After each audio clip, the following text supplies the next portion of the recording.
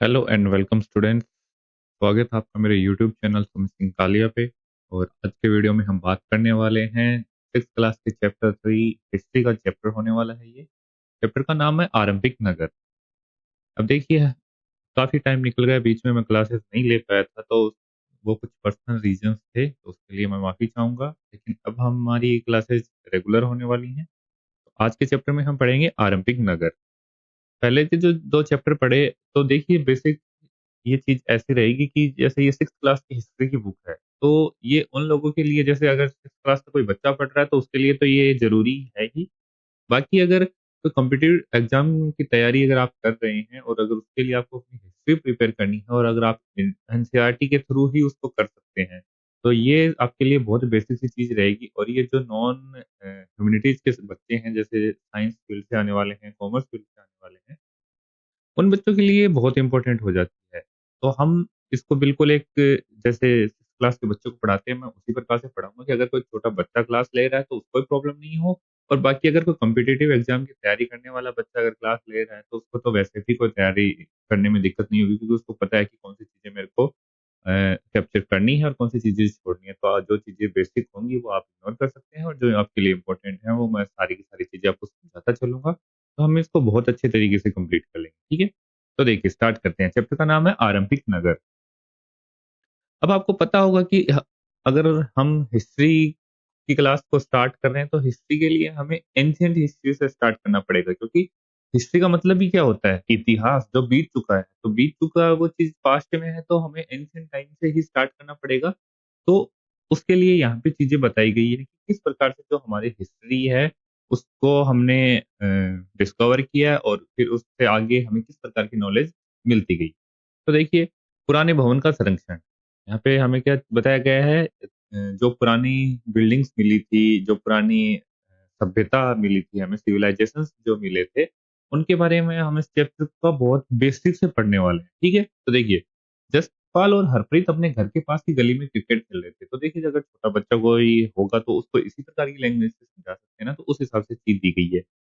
यहाँ दो बच्चों के नाम दिए गए हैं, जसपाल और हरप्रीत अपने घर के पास की गली में क्रिकेट खेल रहे थे।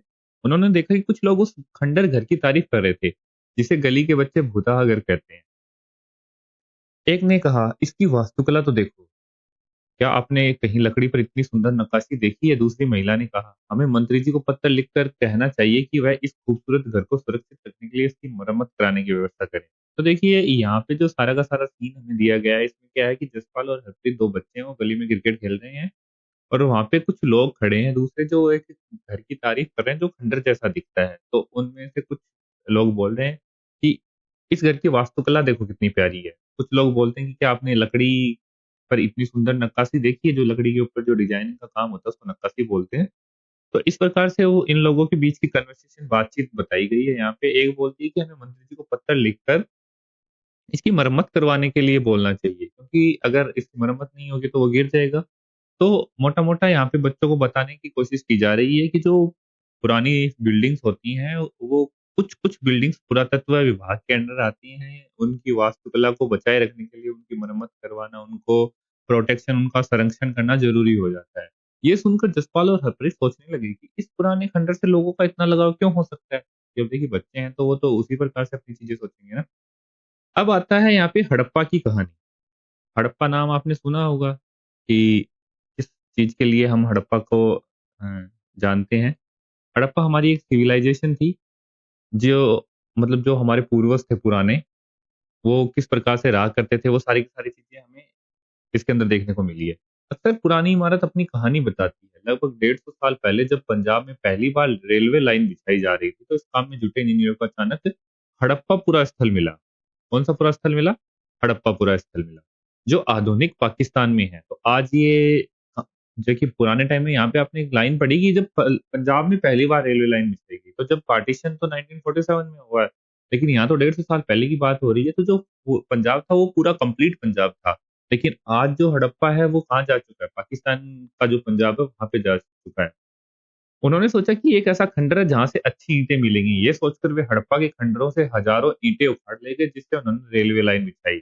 अब देखिए, अगर जमीन की खुदाई कर रहे हैं और वहां पे अगर कोई ईंट या फिर कोई भी चीज मिलती है, तो उन्होंने सोचा कि यहाँ कोई खंडर होगा जहाँ से अच्छी ईंटें प्राप्त हो रही हैं, हमें तो इससे क्या दिक्कत है, हम रेलवे लाइन बिछाने का काम इन्हीं ईंटों से कर लेंगे। तो वो इस प्रकार की सोच के साथ ना वहां से बहुत सारी ईंटें उखाड़ कर ले गए। इससे कई इमारत पूरी तरह नष्ट हो गई। तो जो हड़प्पा की इमारतें थी वो ईंटें उखाड़ के ले जाने से नष्ट हो गई। उसके बाद लगभग 80 साल पहले पुरातत्वविदों ने इस स्थल को ढूंढा। तब पता चला कि ये खंडर उपमहाद्वीप के सबसे पुराने शहरों में से एक है। तो 150 साल पहले तो क्या हुआ था, रेलवे लाइन बिछाई गई थी तो इंजीनियर वो ईंटें उखाड़ के ले गए थे, ठीक है? लेकिन 80 साल पहले पुरातत्वविदों ने इस स्थल को फिर से ढूंढा। तब पता चला कि ये खंडर उपमहाद्वीप के सबसे पुराने शहरों में से एक है। क्योंकि इस नगर की खोज सबसे पहले हुई थी, इसलिए बाद में मिलने वाले इस तरह के सभी पुरास्थलों में जो इमारतें और चीजें मिली, उन्हें हड़प्पा सभ्यता की इमारतें कहा। तो देखिए, इसकी खोज तो अगर हम देखें तो 150 साल पहले ही हो चुकी थी। तो इसके बाद जितने भी नगर या जितनी भी चीजें मिली हमें, कोई भी इमारत या कोई भी चीज मिली तो हमने उसको ना इस सभ्यता के अंडर ही डाल दिया कि हड़प्पा सभ्यता की इमारतें ही कहा गया। इन शहरों का निर्माण लगभग 4700 साल पहले हुआ था। तो देखिए, एक इंपॉर्टेंट चीज तो ये आ जाती है कि हड़प्पा सभ्यता के जो शहर थे, उनका निर्माण कब हुआ था? लगभग लगभग 4700 साल पहले हुआ था। ठीक है, अब आगे देखते हैं हम। ठीक है, ठीक है, मैं थोड़ा सा इसको एडजस्ट कर लेता हूँ। प्राय पुरानी इमारतों को तोड़कर उनकी जगह नए भवन बनाए जाते हैं। क्या तुम्हें लगता है कि पुरानी इमारतों को सुरक्षित रखना चाहिए? तो देखिए, ये छोटे बच्चे हैं, उनसे सवाल किया जा रहा है क्योंकि छोटे बच्चों को हम इस प्रकार से ही चीज़ों के बारे में समझा सकते हैं, उनके अंदर ये चीज़ें डाल सकते हैं कि जो हमारे आस-पास की चीज़ें हैं, उनकी सुरक्षा किस प्रकार करनी चाहिए। तो देखिए, ये जो इस साइड पॉइंट होंगे ना वो इम्पोर्टेंट होंगे, तो इनको मैं आपको बता देता हूँ कि थोड़ा-सा ध्यान से पढ़िएगा कि ये नगर आधुनिक पाकिस्तान के पंजाब और सिंध प्रांतों, भारत के गुजरात, राजस्थान, हरियाणा और पंजाब प्रांतों में मिलते हैं। कौन-कौन सी जगह पे मिलते हैं हड़प्पा सभ्यता के जो प्रांत हैं? आधुनिक पाकिस्तान का जो पंजाब और सिंध प्रांत है वहां पे, और भारत में गुजरात, राजस्थान, हरियाणा और पंजाब प्रांत में मिले हैं। इन सभी स्थलों से पुरातत्वविदों को अनोखी वस्तुएं मिली है, जैसे मिट्टी के लाल बर्तन जिन पर काले रंग के चित्र बने थे, पत्थर के बाट, मुहरे, मनके, तांबे के उपकरण और पत्थर के लंबे ब्लेड। ये सारी चीजें यहाँ से मिली है। तो देखिए, मेरे को नहीं लगता कि इससे ज्यादा बेसिक और कुछ हो सकता है आपको हिस्ट्री समझने के लिए, तो आपको ये चीजें ध्यान में रखनी है। ठीक है, अब देखिए, इधर हम आगे बढ़ते हैं चैप्टर में। तो इधर दिया गया है कि इन नगरों की विशेषता क्या थी? देखिए, नगर मिले हैं तो उनकी कोई ना कोई विशेषता रही होगी ना, और इतने पुराने नगर हैं तो उनकी कुछ अलग विशेषता है, तो उसको समझाने के लिए यहाँ पे बताया गया है कि इन नगरों में से कई को 2 या उससे ज्यादा हिस्सों में विभाजित किया गया है। तो ये किसकी बात हो रही है? हड़प्पा के जो नगर मिले हैं खुदाई में, उनकी बात हो रही है। प्राय पश्चिमी भाग छोटा था लेकिन ऊंचाई पर बना था, और पूर्वी हिस्सा बड़ा था लेकिन ये निचले इलाके में बना था। तो यानी जो पश्चिम का जो भाग है वो छोटा है लेकिन ऊंचाई पर बना हुआ है, और जो पूर्व का हिस्सा है वह बड़ा है लेकिन नीचे के हिस्से में बना है। ऊंचाई वाले भाग को पुरातत्वविदों ने नगर दुर्ग कहा और निचले हिस्से को निचला नगर कहा। दोनों हिस्सों की चारदीवारियां पक्की ईंटों की बनाई जाती थी। इसकी ईंटें इतनी अच्छी पकी थी कि हजारों साल बाद आज तक उनकी दीवारें खड़ी रही। दीवार बनाने के लिए ईंटों की चिनाई इस तरह करते थे जिससे कि दीवार दीवार खूब मजबूत रहे। तो यहाँ पे जो नगर प्राप्त हुए हैं, उनमें जो ऊंचाई वाला नगर था उसको तो पुरातत्वविदों ने खुदाई की तो उन्होंने तो उसको दुर्ग कहा, और निचले हिस्से को उन्होंने नगर कहा। ठीक है, दोनों हिस्सों की जो चार दीवारियां थी वो किससे बनी हुई थी? पक्की ईंटों से बनी हुई थी, और ईंटें इतनी मजबूत थी कि देखिए, अभी भी अगर खुदाई करते हैं तो वो एकदम मजबूती से खड़ी हुई हमें ईंटें प्राप्त हो रही हैं, तो दीवारें प्राप्त हो रही हैं। तो मजबूती का तो अंदाजा आप लगा सकते हैं उससे। ठीक है, अब हम नेक्स्ट चलते हैं। अब देखिए, यहाँ पे एक मानचित्र दिया गया है, इसको मैं आपको थोड़ा-सा आगे जाके समझाऊँगा, क्योंकि अगर अभी मैं आपको ये सारे नाम बताने लग गया तो शायद आप समझ ही नहीं पाएँगे, ठीक है? अभी हम थोड़ा-सा थ्योरी के ऊपर फ़ोकस करते हैं, और इस थ्योरी में से अगर आप चाहते हैं नोट्स बनाना तो बना सकते हैं। वैसे मेरे को नहीं लगता कि 6th क्लास की एनसीईआरटी के आपको नोट्स बनाने चाहिए, क्योंकि बहुत बेसिक सी चीज़ आप एक बार रीडिंग लगाएँगे अच्छे से आपको याद हो जाएगी। कुछ नगरों के नगर दुर्ग में कुछ खास इमारतें बनाई गई थी। मिसाल के तौर पर मोहनजोदड़ो में खास तालाब बनाया गया था। तो अब देखिए, यहाँ पे जो मैप में नाम दिए गए हैं वो एक-एक करके नाम आने लग गए हैं, ठीक है? तो आप इन चीज़ों को अब ध्यान में रखते चलेगा। पहला नाम तो हमने क्या पढ़ा है? हड़प्पा पढ़ा है, उसके बाद में अभी दूसरा एक नाम आया है मोहनजोदड़ो। तो ये क्या है? ये उपमहाद्वीप में जो हमें नगर मिले हैं, ये आरंभिक नगर हैं सारे के सारे, ठीक है? तो इनको ध्यान में रखिएगा। तो मोहनजोदड़ो में खास तालाब बनाया गया था जिसे पुरातत्वविदों ने महान स्नानागार कहा। क्या कहा? महान स्नानागार यानी बाथरूम, जो सार्वजनिक स्नानागार था वो था ये। इस तालाब को बनाने में ईंट और प्लास्टर का इस्तेमाल किया गया था। इसमें पानी का रिसाव रोकने के लिए प्लास्टर के ऊपर चारकोल की परत चढ़ाई गई थी। तो देखिए वो लोग कितने ज्यादा डेवलप थे इन चीजों को लेके। उन्होंने क्या किया था, तालाब को बनाने में ईंट और प्लास्टर का इस्तेमाल किया था और पानी का रिसाव रोकने के लिए प्लास्टर के ऊपर चारकोल की परत चढ़ाई थी। इस शहर में दो तरफ से उतरने के लिए सीढ़ियां बनाई गई थी और चारों ओर कमरे बनाए गए थे। इसमें भरने के लिए पानी कुएं से निकाला जाता था। उपयोग के बाद इसे खाली कर दिया जाता था। शायद यहाँ विशिष्ट नागरिक विशेष अवसरों पर स्नान किया करते थे। तो इस तालाब की विशेषता बताई गई है। इस तालाब को बनाने में ईंट और प्लास्टर का इस्तेमाल था। प्लास्टर और पानी के रिसाव को रोकने के लिए चारकोल की परत चढ़ाई थी। अब और जो ये सरोवर था ये किस प्रकार का था? तो इसमें दो तरफ से उतरने के लिए तो सीढ़ियां बनाई गई थी। चारों ओर कमरे बनाए गए थे। इसमें भरने के लिए जो पानी था वो कुएं से निकाला जाता था और उपयोग करने के बाद इसे शायद खाली कर दिया जाता था। और ये जो वहाँ के विशिष्ट नागरिक थे उनको विशेष अवसरों पर स्नान के लिए इसका प्रयोग किया जाता था। ठीक है। अब देखिए नेक्स्ट दो नाम और आए हैं यहाँ पे, कालीबंगा और लोथल। कौन कौन से? कालीबंगा और लोथल। पहला नाम क्या था? हड़प्पा। दूसरा क्या था? मोहनजोदड़ो। तीसरा क्या है? कालीबंगा। और चौथा लोथल। जैसे अन्य नगरों में भी अग्निकुंड मिले हैं, मोहनजोदड़ो में क्या मिला? स्नानागार मिला है। कालीबंगा और लोथल में अग्निकुंड मिले जहां संभवतः यज्ञ किए जाते होंगे। हड़प्पा, मोहनजोदड़ो, लोथल जैसे कुछ नगरों में बड़े बड़े भंडार गृह भी मिले। क्या कहाँ कहाँ मिले हैं? हड़प्पा, मोहनजोदड़ो और लोथल। यहाँ पे क्या मिले हैं? बड़े बड़े भंडार गृह भी मिले हैं। तो अब मेरे को लगता है कि हमने ये जो दो या तीन चैप्टर, दो सॉरी पेज पढ़े हैं, इनमें आपको इतना बेसिक सी चीज याद हो गई होगी। हड़प्पा प्रारंभिक नगर है जिसकी खोज कब हुई थी? 4700 साल पहले के मानते हैं हम उनको। उसके बाद में जो मोहनजोदड़ो नगर है वहां पे हमें क्या मिला है? स्नानागार मिला है। कालीबंगा और लोथल में बड़े बड़े अग्निकुंड मिले हैं जिनमें शायद यज्ञ किए जाते थे। और हड़प्पा, मोहनजोदड़ो और लोथल, यहाँ पे हमें क्या मिले हैं? नगरों में बड़े बड़े भंडार गृह मिले हैं जहाँ पे लोग अपना खाने पीने का सामान या फिर बीज वगैरह सारी की सारी चीजें स्टोर करके रखते थे। अब देखिए ये दिखाया गया है। जो महान स्नानागार की बात हो रही थी वो आप देख सकते हैं। ये तो आप देख सकते हैं कि दो तरफ से जो उतरने के लिए सीढ़ियां थी, इधर से ये और इधर से ये, आप देख सकते हैं। ठीक है। ये बनाई गई थी और इस प्रकार से इसके चारों ओर ये जो आप देख सकते हैं ना, ये सारे के सारे ये कमरे बने हुए हैं। तो ये क्या है? महान स्नानागार। अब उसके बाद में आगे बढ़ते हैं, हम आते हैं भवन, नाले और सड़कें। तो देखिए उस टाइम के जो लोग थे वो अपने मकान, पानी की व्यवस्था कि पानी कहाँ से किस प्रकार से निकलेगा वो, और सड़कें, ये सारी की सारी चीजों के लिए वो इतने ज्यादा जागरूक थे। हड़प्पा के नगरों में ईंटों की चिनाई इस प्रकार से की गई। ये देख सकते हैं। ये तो बाद में, ये उस समय का नहीं है। ये तो बाद में मिस्त्री उनको सुरक्षित रखने के लिए काम करता हुआ है। लेकिन इस प्रकार से चिनाई की गई थी। ये जो बाकी है ये पुराने टाइम से ही चिनी हुई है। देख सकते हैं ये। इन नगरों के घर आमतौर पर एक या दो मंजिल के होते थे। घर के आंगन के चारों ओर कमरे बनाए जाते थे।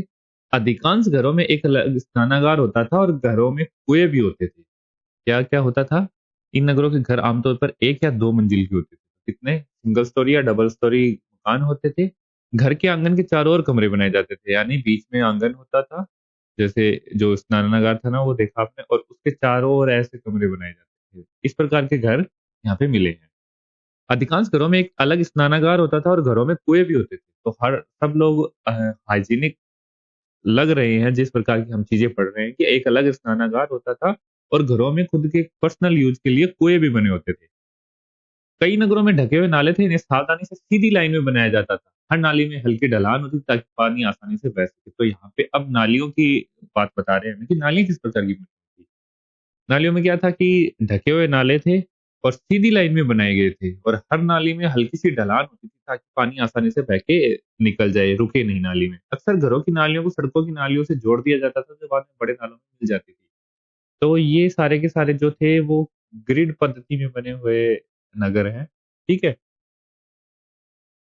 और अब ग्रिड पद्धति में बने हुए नगर हैं तो उसमें क्या है कि जो घरों से जो नालियाँ निकलती थी उनको तो जोड़ दिया जाता था सड़कों की नालियों से। जो सड़कों की नालियाँ थी उनको बड़े नालों से जोड़ के पानी को शायद शहर से बाहर निकाल दिया जाता होगा। नालों के ढके होने के कारण इनमें जगह जगह पर मेन होल बनाए गए थे जिनके जरिए इनकी देखभाल और सफाई की जा सकी। जो सीवरेज आज देखते हैं ये हमारे पूर्वज बहुत पहले प्रयोग में ले चुके हैं। तो क्या था कि नाले ढके हुए होते थे तो जगह जगह पे मेन होल बनाए जाते थे ताकि इनकी साफ सफाई की जा सके। घर नाले और सड़कों का निर्माण योजनाबद्ध तरीके से एक साथ ही किया जाता था। तो मतलब जो घर थे, नाले थे और सड़कें थी वो इस प्रकार से एक साथ ही बनाई जाती थी ताकि आगे जाके कोई समस्या ना हो। आज के हमारे समय के हिसाब से नहीं करते हैं कि पहले सड़कें बना दी, उसके बाद उनको याद आता है कि अरे!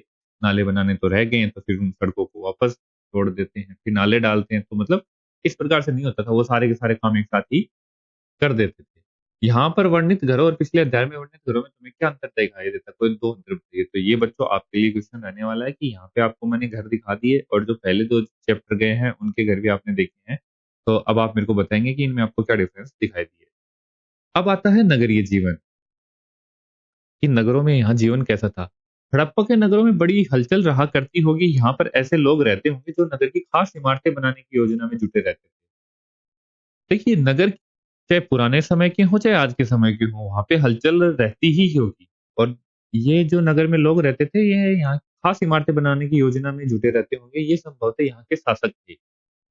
यह भी संभव है कि ये शासक लोगों को दूर भेजकर दूर-दूर से धातु, बहुमूल्य पत्थर एवं अन्य उपयोगी चीजें मंगवाते थे। क्या-क्या मंगवाते थे? धातु, बहुमूल्य पत्थर और अन्य उपयोगी चीजें, जो उनके काम आने वाली चीजें होती थी, वो मंगवाते थे। शायद शासक लोग खूबसूरत मनकों तथा सोने-चांदी से बने आभूषणों जैसे कीमती चीजों को अपने पास रखते होंगे। इन नगरों में लिपिक भी होते थे जो मोहरों पर तो लिखते ही थे और शायद अन्य चीज़ों पर भी लिखते होंगे जो बच नहीं पाई। अब देखिए यहाँ पे हम पुराने टाइम में जा तो नहीं सकते, तो यहाँ पे जो सारी हम हिस्ट्री पढ़ते हैं, वो किसी न किसी पुरातत्वविद की जो चीज़ें वो खोजता है, उसके हिसाब से जो अपनी एक स्टोरी बनाता है, वही सारी चीज़ें पढ़ रहे हैं। तो यहाँ पे उसी हिसाब से बताया गया है कि यहाँ पे शासक थे, वो लोगों को दूर-दूर भेजकर धातु, बहुमूल्य पत्थर और अन्य उपयोगी चीज़ें मँगवाते थे। और वो शायद खूबसूरत मनके और सोने-चांदी से बने आभूषण भी पहनते होंगे, ठीक है? और फिर उसके बाद में लिपिक के बारे में यानी जो बाबू लोग होते हैं, उनके बारे में बताया गया है कि जो प्रॉपर भी लिखते थे और शायद अन्य चीज़ों पर भी लिखते थे, लेकिन शायद वो आज वो सारी की सारी चीज़ें बच नहीं पाई हैं, ठीक है? इसके अलावा नगरों में शिल्पकार स्त्री-पुरुष भी रहते थे। शिल्पकार यानी जो चीज़ों का निर्माण करते थे, वो कौन-कौन थे? स्त्री और पुरुष दोनों प्रकार के लोग जो रहते थे, जो अपने घरों या किसी उद्योग स्थल पर तरह-तरह की चीज़ें बनाते होंगे। लोग लंबी यात्राएँ भी करते थे और वहाँ से उपयोगी वस्तुएँ लाते थे और साथ ही लाते थे सुदूर देशों की किस्से कहानियाँ। मिट्टी से बने कई खिलौने भी मिले जिससे बच्चे खेलते होंगे। तो ये सारी की सारी चीज़ें हमें यहाँ बताई गई है कि हमें जो खुदाई की है उसमें क्या-क्या मिला है। अब देखिए यहाँ पे जो 2 डायग्राम 2 चित्र दिए गए हैं, उनमें क्या जो ऊपर है मोहनजोदड़ो की एक सड़क और उसमें बना नाला, ऊपर ये है एक कुआँ, ठीक है? ये आप देख सकते हैं कि ये एक सड़क है और ये इसके दोनों तरफ जो ये बने हुए हैं, ये आप देख सकते हैं दोनों तरफ बने हुए हैं, ये क्या है? नाले। और ये बीच में भी शायद मेरे को नाला ही लग रहा है। और ये जो आप नीचे देख सकते हैं, ये क्या है? ये एक मोहनजोदड़ो का हाँ, मोहनजोदड़ो में एक बना हुआ कुआँ है। अब देखिए, ये जो 2 डायग्राम आप देख रहे हैं, ये किस चीज़ों के हैं? यहाँ पे लिखा हुआ है। बाईं ओर नीचे, ये तो एक मोहर है। क्या है? ये तो एक मोहर है जो पुराने समय की है और ये क्या है? इसके ऊपर एक खास लिपि में लिखे हैं, कुछ चिन्ह मिले हैं। उपमहाद्वीप में प्राय लेखन का ये प्राचीनतम उदाहरण इसमें पढ़ने की कोशिश की लेकिन अभी तक ये पता नहीं चल पाया है कि इसका अर्थ क्या है। और ये जो दाईं ओर देख सकते हैं, ये क्या है? पकी मिट्टी के खिलौने जिनसे बच्चे खेलते होंगे। बच्चे तो जो किसी भी समय के हों, उनको तो खेलने के लिए चीज़ें चाहिए, तो उस प्रकार से यहाँ पे खिलौने भी मिले हैं। ठीक है? नगर और नए शिल्प। आओ कुछ ऐसी चीज़ों के बारे में अध्ययन करें जो हड़प्पा के नगरों से प्राप्त हुई हैं। अब देखिए ये थोड़ी इम्पोर्टेंट चीज़ें आ जाती हैं क्योंकि एग्ज़ाम में क्वेश्चन्स आते हैं कि हड़प्पा में खुदाई में कौन-सी चीज़ें प्राप्त हुई हैं, ठीक है? मोहनजोदड़ो में क्या मिला जो मैंने आपको ऊपर बताया था, तो एक बार रिकॉल कर लेते हैं। मोहनजोदड़ो में हमें क्या मिला? महान स्नानागार मिला है, ठीक है? और कालीबंगा और लोथल में हमें क्या मिला है? बड़े-बड़े अग्निकुंड मिले हैं जिनमें यज्ञ हवन होते होंगे, ठीक है? हड़प्पा, मोहनजोदड़ो और लोथल में हमें बड़े-बड़े भंडार गृह भी मिले हैं जिनमें लोग अपनी सारी की सारी चीज़ें रखते होंगे, ठीक है? यहाँ तक मेरे को नहीं लगता कि किसी को कोई प्रॉब्लम होगी। पुरातत्वविदों को जो चीज़ें वहाँ मिली उनमें अधिकतर पत्थर, शंख, तांबे, काँसे, सोने और चांदी जैसी धातुओं से बनाई गई थी। तो जो यहाँ चीज़ें बनी हुई हैं वो किस-किस से बनी हुई हैं? पत्थर की बनी हुई हैं, है ना? जो शंख होते हैं उनकी बनी हुई हैं, तांबे, काँसे, सोने और चांदी जैसी धातुओं से बनाई गई। तांबे और काँसे के औजार, हथियार, गहने और बर्तन बनाए जाते थे। सोने और चांदी से गहने और बर्तन बनाए जाते थे। तो ये सारी सारी चीजें आप याद रखिएगा। यहाँ मिली सबसे आकर्षक वस्तुओं में मन के बाट और फलक है। हमें क्या क्या प्राप्त हुआ है यहाँ से?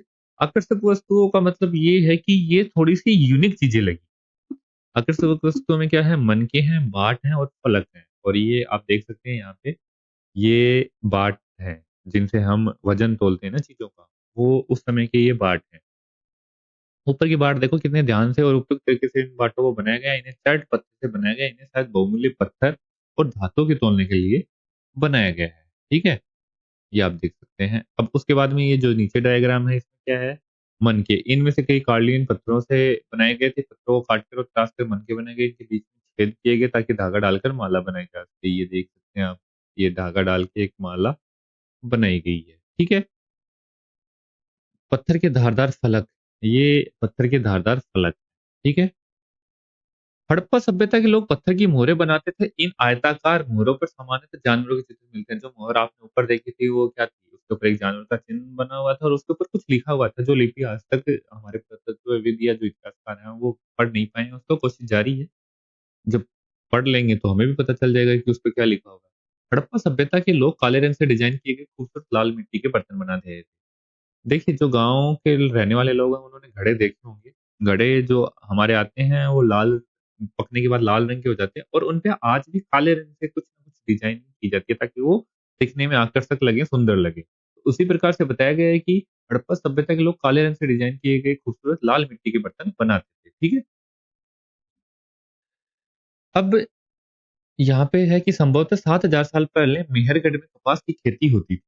मोहनजोदड़ो से कपड़े के टुकड़ों के अवशेष, चांदी के एक फूलदान के ढक्कन तथा कुछ अन्य तांबे की वस्तु से चिपके हुए मिले हैं। पक्की मिट्टी तथा फेंस से बनी तकलियां सूत कताई का संकेत देती हैं। तो देखिए, जो कपड़े का उपयोग है वो भी शायद यहाँ होता था। और कपास की खेती के प्रमाण में हमें कहाँ से मिले हैं? 7,000 साल पहले मेहरगढ़ से मिले हैं। मोहनजोदड़ो में जो कपड़े के टुकड़े के अवशेष मिले हैं वो चांदी के एक फूलदान के ढक्कन तथा कुछ अन्य तांबों की वस्तुओं से चिपके हुए मिले हैं। तो यानी अगर वो उन वस्तु से चिपके हुए हैं तो हम अंदाजा लगा सकते हैं कि ये शायद उसी समय के रहे। एक यहाँ पे है कि नीचे दाएं कढ़ाईदार वस्त्र, एक महत्वपूर्ण व्यक्ति की पत्थर से बनी मूर्ति जो मोहनजोदड़ो से मिली है। इसमें उसे कढ़ाईदार वस्त्र पहने दिखाया गया है। ये आप देख सकते हैं कि इसने जो वस्त्र पहन रखा है उसके ऊपर कोई कढ़ाई की गई है। तो कढ़ाई अगर किसी ने मान लीजिए कहीं से इंस्पिरेशन लेके इस मूर्ति को बनाया है तो इसने शायद ऐसे कपड़े पहने होंगे तभी तो इंस्पिरेशन लेके बनाया है। तो इससे हमारे जो पुरातत्वविद हैं वो अनुमान लगाते हैं कि उस समय शायद कपड़े का वो लोग कपड़े के बारे में जानते थे, कपड़े का उपयोग करते थे। ठीक है। अब उसके बाद में हम आगे बढ़ते हैं। इनमें से अधिकांश वस्तुओं का निर्माण विशेषज्ञों ने किया था। विशेषज्ञ उसे कहते हैं जो किसी खास चीज को बनाने के लिए खास प्रशिक्षण लेता है, जैसे पत्थर तराशना, मन के चमकाना या फिर मोहरों पर पच्चीस पच्चीकारी करना। मोहरों पर पच्चीकारी क्या होता है? जो आपने ऊपर देखा, जो एक जानवर का चित्र बना हुआ था और उसके ऊपर जो कुछ लिखा हुआ था, यानी मोहर के ऊपर कुछ कुरेद कर लिखना, उसको पच्चीकारी हम बोलते हैं। मूर्त और ये जो ऊपर मूर्ति का चेहरा दिखाया गया है उसके बारे में यहाँ बताया है कि मूर्ति का चेहरा कितने आकर्षक ढंग से बनाया गया है और उसकी दाढ़ी कितनी अच्छी तरह दर्शाई गई है। ये किसी विशेषज्ञ मूर्तिकार का ही काम हो सकता है। हर व्यक्ति विशेषज्ञ नहीं हो सकता। हमें ये पता नहीं है कि क्या सिर्फ पुरुष ऐसे कामों में प्रशिक्षण हासिल करते थे या फिर केवल महिलाएं। शायद कुछ पुरुष और महिलाएं दोनों ही इस काम में दक्ष होते थे। तो शायद मतलब जिस प्रकार से यहाँ पे चीजें मिली हैं तो यहाँ पे अंदाजा लगाया जा रहा है कि शायद पुरुष और महिलाएं दोनों ही इस प्रकार के कार्य किया करते थे। अब ये एक नाम आया था ऊपर, आपने शायद पढ़ा होगा, फेन, है ना? जस्ट आया है। तो ये क्या, इसके बारे में बताया गया है? पत्थर और संग प्राकृतिक तौर पर पाए जाते हैं लेकिन फेन्स को कृत्रिम रूप से तैयार किया जाता है। बालू या स्फटिक पत्थरों के चूर्ण को घोल में मिलाकर उससे वस्तुएं बनाई जाती थी। उसके बाद इन वस्तुओं पर एक चिकनी परत चढ़ाई जाती थी। इस चिकनी परत के रंग प्राय नीले, हल्के समुद्री हरे होते थे। फेंस से मन के चूड़ियां, बाले और छोटे बर्तन बनाए जाते थे। तो यहाँ फेंस के बारे में आपको बताया गया है कि अगर एग्जाम में पूछ ले कि फेंस क्या होता है तो आप आराम से, मेरे को नहीं लगता है कि लिख देंगे। अब आता है कि कच्चे माल की खोज में।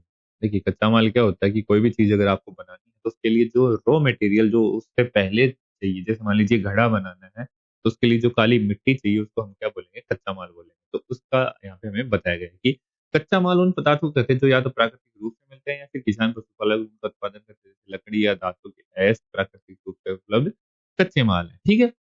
इनसे फिर कई तरह की चीजें बनाई जाती हैं। मिसाल के तौर पर किसान द्वारा पैदा किया गया कपास को कच्चा माल कहते हैं, जिससे बाद में कताई बुनाई करके कपड़ा तैयार किया जाता है। हड़प्पा में लोगों को कई चीजें वहीं मिलती थी, लेकिन तांबा, लोहा, सोना, चांदी और बहुमूल्य पत्थरों जैसे पदार्थों का वह दूर दूर से आयात करते थे। ठीक है। तो हड़प्पा में अगर आपसे पूछ लें कि कौन कौन सी चीजों का आयात होता था, तो कौन कौन सी चीजें होंगी, आप बता सकते हैं आराम से। तांबा था, लोहा था, सोना था, चांदी थी और बहुमूल्य पत्थर थे। इनको वो दूर दूर से मंगाते थे, बाकी चीजें उनको अपने वहीं मिल जाती थी। हड़प्पा के लोग तांबे का आयात संभवतः आज के राजस्थान से करते थे। तो यहाँ पे अब हमें थोड़ा थोड़ा करके ना एक मैप जैसा मिलने लग जाएगा कि ये लोग कहाँ से कौन सी चीजों को मंगाते थे। हड़प्पा हमें कहाँ मिला है? पाकिस्तान का जो पंजाब है और जो सिंध प्रांत है वहां से मिला है। तो तांबे का ये आयात कहाँ से करते थे? आज का जो राजस्थान है वहां से करते थे। यहाँ तक कि पश्चिमी एशियाई देश ओमान से भी तांबे का आयात किया जाता था। यानी राजस्थान से और ओमान से भी तांबे का आयात किया जाता था। कांसा बनाने के लिए तांबे के साथ मिलाई जाने वाली धातु टिन का आयात आधुनिक ईरान और अफगानिस्तान से किया जाता था। तो देखिए, वो लोग जानते थे कि कांसा बनाने के लिए जो तीन धातु है उसको मिलाना पड़ता है, वो कहाँ से वो आयात करते थे? वो ईरान और अफगानिस्तान से मंगवाते थे। सोने का आयात आधुनिक कर्नाटक और बहुमूल्य पत्थर का आयात गुजरात, ईरान और अफगानिस्तान से किया जाता था। सोना आज भी हम कर्नाटक साइड, साउथ की साइड ज्यादा मिलता है। तो सोने का आयात तो करते थे वो आधुनिक कर्नाटक से, और बहुमूल्य पत्थर से उनका आयात गुजरात, ईरान और अफगानिस्तान से करते थे। अब देखिए, वो लोग चीज़ों को एक स्थान से दूसरे स्थान पे ले जाने के जो तरीके से, उससे भी पूरी तरह से वाकिफ़ थे। क्यों? क्योंकि यहाँ पे एक बैलगाड़ी का जो छोटा खिलौना है, वो हमें दिखाई दे रहा है कि चीज़ों को एक जगह से दूसरी जगह कैसे ले जाया था। इन चित्रों को देखो, एक खिलौना है और दूसरी तरफ एक मोर है। क्या तुम बता सकते हो कि हड़प्पा के लोग यातायात के किन साधनों का प्रयोग करते थे? तो ये हमसे पूछ रहा है, ये एक मोहर का जो मोहर है पुराने समय की, उसका चित्र है, और ऊपर जो आपने देखा वो बैलगाड़ी का चित्र था। नगरों में रहने वाले लोगों के लिए भोजन की व्यवस्था किस प्रकार होती थी? अब वो हम यहाँ पढ़ेंगे। लोग नगरों के अलावा गाँव में भी रहते थे, वे अनाज उगाते थे और जानवर पालते थे। किसान और चरावे ही शहरों में रहने वाले शासकों, लेखकों और दस्तकारों को खाने के सामान देते थे। देखिए, सिस्टम सारा सेम ही था। जैसे आज जो शहरों में लोग रहते हैं, उनके लिए खाने-पीने की चीज़ें सारी की सारी कहाँ से जाती हैं? किसान खेत में खेती करता है, वहाँ से अनाज उगाता है, वो शहरों में जाके उससे प्रोडक्ट बना के बेचे जाते हैं ना। तो सेम वही होता था कि जो लोग गाँव में रहते थे, वो अनाज उगाते थे, जानवर पालते थे। किसान और चरावे शहरों में रहने वाले शासकों, लेखकों और दस्तकारों को खाने के सामान देते थे। अब पौधों के अवशेषों से पता चलता है कि हड़प्पा के लोग गेहूँ, जौ, दाल, मटर, धान, तिल और सरसों उगाते थे। तो ये सारी की सारी चीज़ें आप याद रखिएगा कि जो यहाँ मिले हैं, पौधे मिले हैं, उनसे कौन-कौन सी चीज़ों का पता चलता है कि क्या-क्या उगाते थे? जो गेहूँ, जौ, दाल, मटर, धान, तिल और सरसों उगाते थे। ज़मीन के लिए जुताई के लिए हल का प्रयोग एक नई बात थी। ज़मीन की जुताई किस प्रकार होती थी? तो आप ये देख सकते हैं कि ये एक प्राचीन हल दिखाया गया है।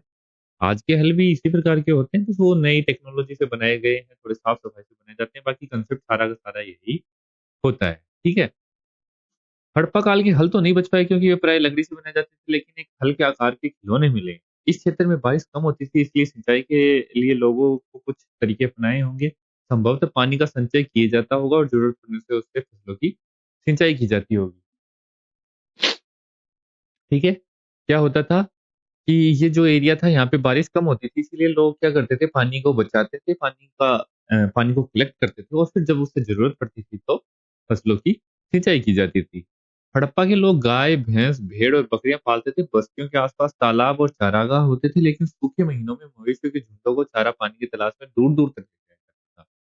वे बेर जैसे फलों को इकट्ठा करते थे, मछलियां पकड़ते थे, हिरण जैसे जानवरों का शिकार भी करते थे। तो ये सारी की सारी चीजें हमें हड़प्पा की जो सभ्यता है, वहाँ के लोगों का कैसा रहना होगा, कैसे वो सारी चीजें करते होंगे, उसके बारे में जानकारी मिलती है। गुजरात में हड़प्पा कालीन नगर का सूक्ष्म निरीक्षण। अब देखिए, हम धीरे-धीरे मोहनजोदड़ो का पढ़ चुके हैं, ठीक है? उसके बाद में पहले हमने हड़प्पा का पढ़ा। अब गुजरात में भी कोई नगर मिला है, तो उसके बारे में हम पढ़ते हैं। कच्छ के इलाके में खदीर बेत के किनारे, ये कोई जगह है, उसका नाम है खदीर बेत के किनारे धोलावीरा। ये नाम तो आपने सुना होगा, है ना? तो धोलावीरा नगर बसा था, वहाँ साफ पानी मिलता था और जमीन उपजाऊ थी। जहां हड़प्पा सभ्यता के कई नगर दो भागों में विभक्त थे, वहीं धोलावीरा नगर को तीन भागों में बांटा गया था। इसके हर हिस्से के चारों ओर पत्थर की ऊंची ऊंची दीवारें बनाई गई थी। इसके अंदर जाने के लिए बड़े बड़े प्रवेश द्वार थे। इस नगर में एक खुला मैदान भी था जहां सार्वजनिक कार्यक्रम आयोजित किए जाते थे। यहाँ मिले कुछ अवशेषों में हड़प्पा लिपि के बड़े बड़े अक्षरों को पत्थर में खुदा पाया गया है। इन अभिलेखों को संभवतः लकड़ी में जड़ा गया था। यह एक अनोखा अवशेष है क्योंकि आमतौर पर हड़प्पा के लेख मोहर जैसी छोटी वस्तुओं पर ही पाए जाते थे। अब देखिए, जहाँ हड़प्पा सभ्यता के नगर थे वो कौन कौन से भागों में बटे थे? दो भागों में बटे थे। एक जो नगर ऊंचाई पर बना था उसको दुर्ग कहते थे, और जो नीचे नगर बना था उसको निचला नगर बोला जाता था। लेकिन ये जो धोलावीरा में था ये तीन भागों में बटा हुआ था, और इसमें एक खास बात क्या थी? इसके चारों ओर पत्थर की ऊंची ऊंची दीवार बनाई गई थी तथा अंदर जाने के लिए बड़े बड़े प्रवेश द्वार थे। यहाँ पे एक खुला मैदान भी मिला जहाँ सार्वजनिक कार्यक्रम आयोजित किए जाते थे। और यहाँ पे हड़प्पा जो लिपि है उसके अंदर लिखे जो शब्द थे वो बड़े बड़े अक्षरों पे लिखे हुए हैं, और उनको ऐसे लग रहा है जैसे उनको किसी लकड़ी के ऊपर जड़ा गया है। अब देखिए, लकड़ी तो टाइम के साथ समाप्त हो गई, लेकिन जो पत्थर है वो आज हमें मिला है। जबकि हड़प्पा जो सभ्यता थी वहां के जो लेख है हमें वो सिर्फ और सिर्फ किस पे मिले हैं? छोटी मोहरों पे मिले हैं। ठीक है। गुजरात की खंबात की खाड़ी में मिलने वाली साबरमती की एक उपनदी के किनारे बसा लोथल नगर ऐसे स्थान पर बसा था जहां कीमती पत्थर जैसा कच्चा माल आसानी से मिल जाता था। अब लोथल कहाँ बसा था? यहाँ पे बताया गया कि गुजरात की खंबात की खाड़ी में मिलने वाले साबरमती के एक उपनदी के किनारे लोथल बसा हुआ था, और यहाँ पे क्या मिलता था? कीमती पत्थर आसानी से मिल जाता था। ये पत्थरों, शंख और धातु से बनाई गई चीजों का एक महत्वपूर्ण केंद्र था। इस नगर में एक भंडार गृह भी था, जो मैंने आपको पहले बताया। इस भंडार गृह में कई मोहरें और मुद्रांकन या मोहरबंदी गिल्ली मिट्टी पर दबाने की छाप मिली है। तो इस भंडार गृह से हमें क्या क्या मिला है? कई मोहरें मिली है, मुद्रांकन या मोहरबंदी की सामग्री यहाँ से प्राप्त हुई है। अब देखिए, लोथल के बारे में थोड़ा सा डिस्क्राइब किया गया है कि लोथल का बंदरगाह, ये बड़ा तालाब लोथल का बंदरगाह रहा होगा जहाँ समुद्र के रास्ते आने वाली नावें रुकती थी। संभवतः यहाँ पर माल चढ़ाया और उतारा जाता होगा। आप देख सकते हैं, इसको बंदरगाह बताया गया है। आज ये बंदरगाह जैसा नहीं लग रहा है, लेकिन उस समय ये बंदरगाह रहा होगा। लोग ऐसी कल्पना करते हैं। ठीक है। यहाँ पर एक इमारत मिली है जहाँ संभवतः मनके बनाने का काम होता था। पत्थर के टुकड़े, अधबनी मनके बनाने वाले उपकरण और तैयार मनके भी यहाँ मिले हैं। ठीक है। लोथल से हमें और क्या क्या मिला है? यहाँ पर एक इमारत थी, तो वहां पर मनके बनाने का काम होता हुआ, क्यों? क्योंकि वहां पे हमें पत्थर के तो कुछ टुकड़े मिले हैं। अधबने मनके मिले, और मनके बनाने वाले उपकरण और तैयार मनके भी हमें यहाँ से प्राप्त हुए हैं। ठीक है। मुद्रा और मुद्रांकन या मोहरबंदी, मुहरों का प्रयोग सामान से भरे उन डिब्बों या थैलों को चिन्हित करने के लिए किया जाता होगा जिनसे एक जगह से दूसरी जगह भेजा जाता था। थैले को बंद करने के बाद उनके मुहानों पर गीली मिट्टी खोदकर उन पर मोहर लगाई जाती थी। मोहर की छाप को मुहरबंदी कहते थे। ठीक है। समझ गए होंगे कि मोहरों का प्रयोग किस लिए होता था कि जो सामान एक जगह से दूसरी जगह पर भेजा जाता था, जैसे आजकल बारकोड लगे होते हैं, उस प्रकार ये लोग क्या करते थे? उसको पैक करने के बाद उसका जो मुंह होता था, कोई भी सामान भेज रहे हैं जिसमें उन्होंने पैक किया है उसके ऊपर गीली मिट्टी लगा के उस पर मोहर लगा देते थे। तो उससे एक तो ये हो जाता था कि ये चीज कहाँ से आई है और कहाँ जा रही है। ठीक है। दूसरा, उसको अगर किसी ने खोला होगा तो उसको पता चल जाएगा कि ये चीज खुली है या नहीं खुली है। तो मतलब वो पूरी सेफ्टी सिक्योरिटी के साथ ये सारी चीजें किया करते थे। अगर ये छाप टूटी हुई नहीं होती थी तो ये साबित हो जाता है कि सामान के साथ छेड़छाड़ नहीं हुई है, और अगर टूटी हुई होती थी तो पता चल जाता था कि सामान के साथ छेड़छाड़ हुई है। आज भी आपने देखी होंगी बहुत सी सारी चीजें, उसके ऊपर जो सील लगी हुई होती है उसको हम एक तरीके से मोहर का ही डेवलप्ड रूप बोल सकते हैं, क्योंकि अगर किसी चीज की सील टूटी हुई है तो हमें पता चल जाता है कि इसके साथ छेड़छाड़ की गई है। और अगर वो सेफ एकदम सही है सील, तो हमें पता रहता है कि इस चीज के साथ छेड़छाड़ नहीं हुई है। सभ्यता के अंत का रहस्य, अब देखिए, इतनी डेवलप्ड और इतनी वेल मेंटेन्ड कोई सभ्यता है तो उसका अंत कैसे होगा? उसका रहस्य के बारे में हमें यहाँ पे बताया गया है कि लगभग 3900 साल पहले एक बड़ा बदलाव देखने को मिलता है। अचानक लोगों ने इन नगरों को छोड़ दिया। लेखन, मोहर और बाटों का प्रयोग बंद हो गया था। दूर-दूर से कच्चे माल का आयात भी काफी कम हो गया था। मोहनजोदड़ो की सड़कों पर कचरे के ढेर बनने लगे, जल निकास प्रणाली नष्ट हो गई और सड़कों पर ही झुग्गीनुमा घर बनाए जाने लगे। तो मतलब लोग इतने अचानक इतने बदल कैसे गए? ये चीज का रहस्य आज भी समझ नहीं आता, क्योंकि हम क्या है, जैसे देखिए हम पहले कम डेवलप्ड थे, उसके बाद हम ज्यादा डेवलप्ड होते हैं। लेकिन यहाँ पे थोड़ा-सा हमें बदलाव ये देखने को मिला है कि लोग अपना सारी की सारी सभ्यता में जो उन्होंने विकास किया उसको छोड़ के वो एकदम परिवर्तित ही हो गए। जैसे लेखन, मोर और बाटों का पहले प्रयोग करते थे लेकिन बाद में उन्होंने प्रयोग करना बंद कर दिया। दूर-दूर से कच्चे माल का आयात करते थे, वो कम हो गया। मोहनजोदड़ो में सड़कों पर कचरे के ढेर बनने लगे जबकि वो लोग तो साफ-सफाई का कितना ध्यान रखते थे। जल निकास की जो प्रणाली थी वो नालियाँ सारी नष्ट हो गई और लोग सड़कों पर ही झुग्गी-झोपड़ी बना के रहने लगे। ये सब क्यों हुआ कुछ पता नहीं। कुछ विद्वानों का कहना है कि नदियाँ सूख गई थी, अन्य का कहना है कि जंगलों का विनाश हो गया था। इसका कारण ये हो सकता है कि ईंटें पकाने के लिए ईंधन की जरूरत पड़ती थी। इसके लिए मवेशियों के बड़े-बड़े झुंडों से चारागाह और घास वाले मैदान समाप्त हो गए। कुछ इलाकों में बाढ़ आ गई, लेकिन इन कारणों से ये स्पष्ट नहीं हो पाता कि सभी नगरों का अंत कैसे हो गया, क्योंकि बाढ़ और नदियों के सूखने का असर कुछ इलाकों में हुआ होगा। तो देखिए, ये अभी भी एक रहस्य बना हुआ है कि इन नगरों का विनाश कैसे हुआ। लेकिन जितना हमारे पुरातत्वविद समझ पाए हैं, उतना हमें बताने की और समझाने की कोशिश की गई है। ऐसा लगता है कि शासकों का नियंत्रण समाप्त हो गया। जो भी हुआ वो परिवर्तन का असर बिल्कुल साफ दिखाई देता है। आधुनिक पाकिस्तान के सिंध और पंजाब की बस्तियां उजड़ गई थी। कई लोग पूर्व और दक्षिण के इलाकों में नई और छोटी बस्तियों में जाकर बस गए। तो देखिए, अगर बस्तियां उजड़ जाएंगी तो लोग पूर्व और दक्षिण की साइड जाकर बसने लग गए थे। और इसका मुख्यतः रीजन हमारे जो पुरातत्व विशेषज्ञ हैं वो यही बताते हैं कि जो शायद शासक पहले शासन करते थे, उनका शासन समाप्त हो गया था। उस हिसाब से ये लोग फिर मनमानी करने लग गए और निरंकुश तरीके से अगर लोग रहेंगे तो वो धीरे-धीरे ना बिना डिसिप्लिन के रहेंगे, तो चाहे कितनी भी डेवलप्ड सभ्यता हो उसका विनाश हो ही जाएगा। इसके लगभग 1400 साल बाद नए नगरों का विकास हुआ। इनके बारे में हम 5वें और 8वें चैप्टर में पढ़ेंगे। अब देखिए, यहाँ पे थोड़ा-सा रिकॉल करने की कोशिश यहाँ की गई है। पुरातत्व विदों को किससे ज्ञात हुआ कि सभ्यता के दौरान कपड़े का उपयोग होता था। तो हमें क्या पता चला है कि वहाँ पे कपास की खेती के जो मेहरगढ़ है, वहाँ से कपास की खेती के प्रमाण मिले हैं जो चांदी और तांबे की वस्तुओं के ऊपर चिपके हुए थे। अब निम्नलिखित का सुमेल करो, ये सारी की सारी चीज़ें मैं चाहता हूँ कि आप लोग या तो कमेंट सेक्शन में बताएँ, आप खुद से करने की कोशिश करें, क्योंकि मैंने आपको पूरा का पूरा बहुत अच्छे से पढ़ाया है, ठीक है? उसके अलावा यहाँ पे कुछ जो शब्द आए हैं, उपयोगी शब्द हैं, जैसे नगर है, नगर दुर्ग है, लिपिक है, मोहर, शिल्पकार, धातु, ये सारी की सारी वो बातें हैं जो किसी न किसी रूप से क्वेश्चन के रूप में हमें या इस चैप्टर में देखने को मिली है। इन पे क्वेश्चन बनाए जा सकते हैं। तो ये सारी की सारी चीज़ें आप खुद से आपकी प्रैक्टिस के लिए है। अगर आप खुद से रिकॉल करके करने की कोशिश करेंगे तो आपको बहुत अच्छी तरीके से याद हो जाएगी।